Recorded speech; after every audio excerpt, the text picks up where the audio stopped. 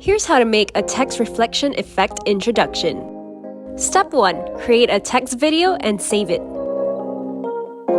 Press New and create a blank clip.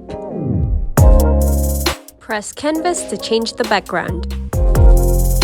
Pick a color you like, then add your channel name or video title. You can customize the fonts and text size, and even add an animation to your text.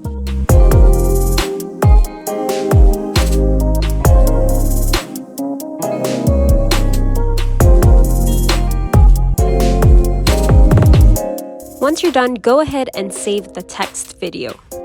Step 2. Create a reflection effect with PIP and Mask.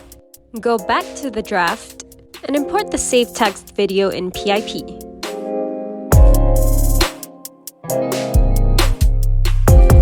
Press the flip button and rotate the video upside down. Keep adjusting until you're satisfied with how it looks.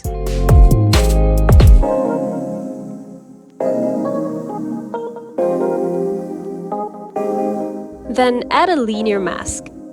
Rotate the mask upside down with 2 fingers and drag the tool to feather the edges.